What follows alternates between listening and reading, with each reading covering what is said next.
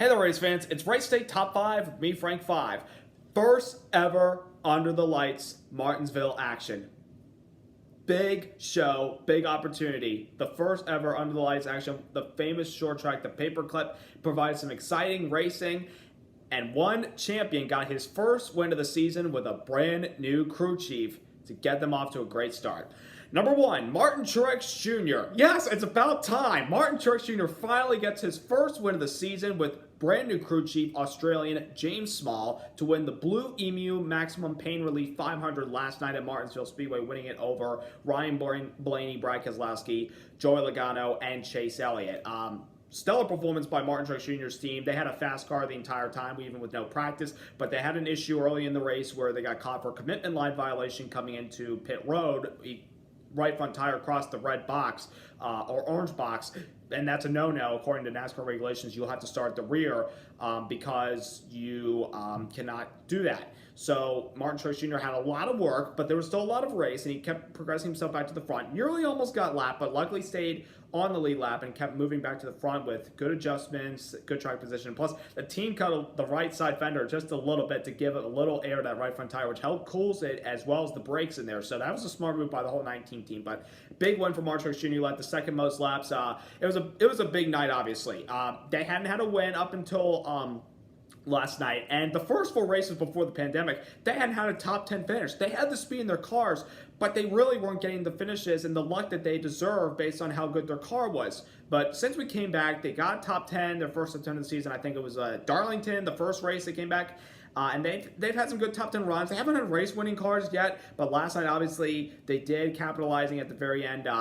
Martin Truex Jr. has got his first win of the season, and I think this is going to be starting him as new crew chief, who is replacing Cole Pern, who stepped away from NASCAR at the end of the season last year to focus on family and other commitments. They come together, they have their first win, and I think they're going to be a championship contender by the end of the year. They need a couple more wins, obviously, to make them championship contenders, but they're heading in the right direction. Number 2, Penske. Boy, all 3 of their cars. Let's start with the beginning. Joey Logano had one of the dominant cars. He led the most laps. Was up in the top 5 pretty much the entire night. Didn't have the right adjustments and the right car towards the end. I think the other guys did better than Joey Logano, keeping up at the racetrack. But Logano was strong all night long. At the beginning of the race, obviously he was so strong he won the first stage. As for his 2 teammates at the beginning, though, that is absolutely crazy. Ryan Blaney, who drew the pole position, and Brad Keselowski, who started in the top 10, they both got drop-kicked because their cars completely missed the setup at the beginning for this first ever night race at Martinsville. They dropped like a rock. They both fell a lap down. Brad Keselowski was as low as 33rd at one point. But they both got their laps back. They both got up to the top 10. They both started competing for the lead. Keselowski led some laps. Ryan Blaney got up there, and I'm thinking, oh boy, these guys got something. But Ryan Blaney, in his case, he came back to finish second because on one of the pit stops, he had a penalty for a man over the wall too soon, which is a no-no according to the NASCAR rulebook on pit road. You can't have a crew member come over the wall too soon, especially when you're 3 pit boxes away from your own pit. So he had to start the tail end of the longest line, but he was able to stay on the lead lap and progress himself back to the front because he had a fast race car. If we had gotten a caution, Ryan Blaney could have had something for Martin Truex Jr., but obviously, it went green the rest of the way, and we'll never know. But the Penske cars definitely have speed, and they look like contenders every single weekend, and they look like championship threats when we get to the playoffs this year. Number 3, Jimmie Johnson, who's still on the winless streak. We're still wondering when he's going to win. Last night, it looked like he had a car that could have won the race. He was really strong. He obviously drew back in the top 20 based on the random draw, but he motored his way to the front. He had a solid race car. All the Hendrick cars did really well, and I'll talk about my guy a little bit later. But Jimmie Johnson had a really fast car, got the lead, took it from Joey Logano, and actually won stage 2, which is his 3rd career stage win, believe it or not. Yeah, Jimmie Johnson just has no luck winning these stages, but it's his first stage win of the season, which is a playoff point, and if he makes the playoffs this year, and knock on wood, I believe he will, he had a really good race car. But I think as the race went on longer in the 3rd and final stage, they just struggled. They really fell back. They couldn't keep up. They weren't as good as Truex, Logano, Keselowski, or Blaney, or a couple other guys like Elliott or Bowman were. So It was kind of tough. Jimmy came away with a 10th place finish, which is still a really good night, obviously. And that was huge because with the random draw being in play to set the starting order, he was able to progress a couple spots because Eric Almirola had battery problems last night. And Jimmy Johnson's 10th place finish is enough to put him in the top 12 in points, which, it sets the random draw order for the top. They pick select first to 12th. 13th to 24th, and then 25th to 36th, and then the 4 uncharted teams at the very end. It all depends if there are 40 cars enter, which is the legal limit. But Jimmy Johnson was able to gain enough points, win the stage, and a top 10 finish to surpass Almirola to jump into the top 12. I think things are starting to look wonderful for the 48 car, and hopefully soon we can see Jimmy Johnson victory lane. Number 4, Bubba Wallace, one of his favorite racetracks, the track where he got his first career win in NASCAR in the NASCAR Truck Series back in 2013, and also won one in 2014.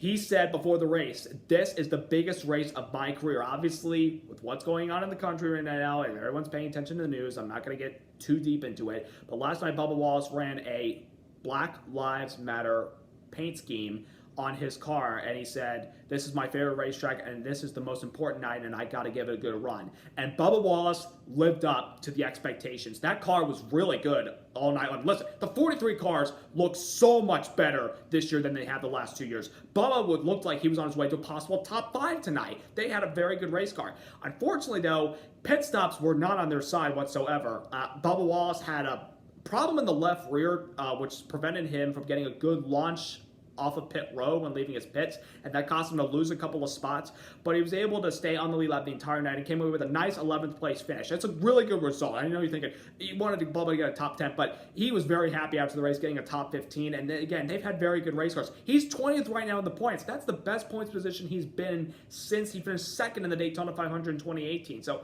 Bubba Wallace definitely looks so much better this year, and talks are that he is possibly a little bit down the road about to sign a contract extension with Richard Petty Motorsports. As good as the cars have been this year, and especially with Bubba Wallace pairing up with the man that got him his 2 truck wins at Martinsville, Jerry Baxter, they're having a really good season by their standards, and I'm so happy for Bubba Wallace.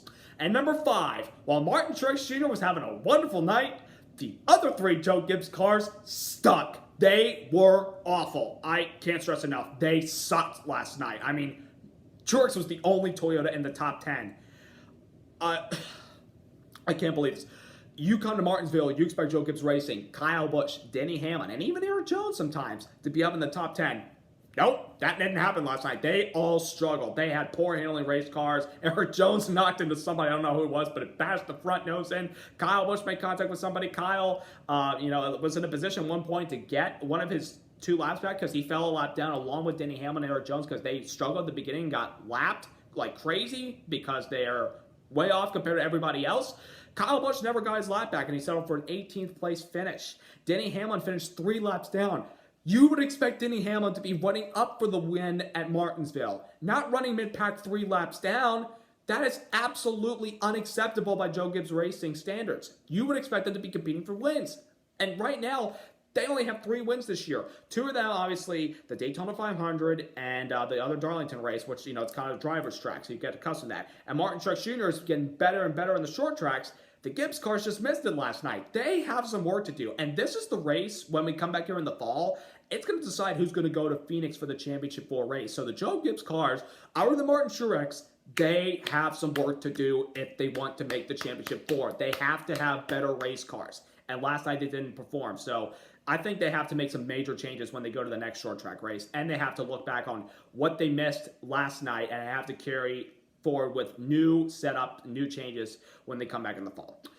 Driver recap of the night. Chase Elliott, 5th place run, as I mentioned. Really solid night. We never really left the top 10 whatsoever. We stayed up there the entire night. We weren't the best of the Hendrick cars. I mean, we were a couple times, but we weren't really dominant. We kind of battled a tight race car for the most part, despite staying in the top 10. But Chase Elliott, still, he's gotten much, much better at Martinsville the last couple years. 2017, if you all remember, could have won both races. And obviously, y'all remember the fall race. He was about to win that thing till Denny Hamlin punted him. 2018, wasn't really a race winning contender, but he was still a top 10 car for the most part. 2019 looked much, much better from 2018, finishing second in the spring, and was really good in the fall race till he had the rear axle problem. And last night, just another 5th place run. He's really figured out Martinsville because the first 3 times he came there, he was completely lost. And he just turned it around with leadership from Jeff Gordon, who's one of the best in Martinsville, and even Jimmy Johnson, who's also one of the best in Martinsville. and the veteran crew chief and Alan Gustafson. So the 9 team definitely has had really good race cars, and I'm very proud of last night's run, and I think it's going to carry over, hopefully, to the fall race later this year, and hopefully this time we'll be up competing for the win instead of trying to, fight around 5th, 6th, 7th where we were most part last night. But all in all, I'd say the first night race in Martinsville, was the first time with the new lights installed, I thought it was really fun. The beginning was really exciting with all the passing and guys slipping around loose and just absolutely struggling for the beginning. Second stage was good. Third stage, kind of long runs. Your car runs well in the long runs. You don't really bring out a lot of cautions. I thought it was really good. I can't wait to see what they do in next year's night race, and can't wait to see what happens when they come back here in the fall. So up this coming weekend, Homestead Miami Speedway. No longer the finale of NASCAR like it's been in the past. It's now part of the early portion of the season, and we can't wait to see what happens with the mile-and-a-half package. So who will come up to the top? Will Kyle Busch punch his first win of the season because he still hasn't won a race yet? Will Jimmy Johnson, we keep saying it, will he break the winless streak? Or will Joe Gibbs Racing as a whole turn it around next weekend? We shall see. So subscribe, like. Congrats to Truex Jr. Congrats to his new crew chief, James Small, his first career wins. Very, very happy for you guys. And I'll see you next time.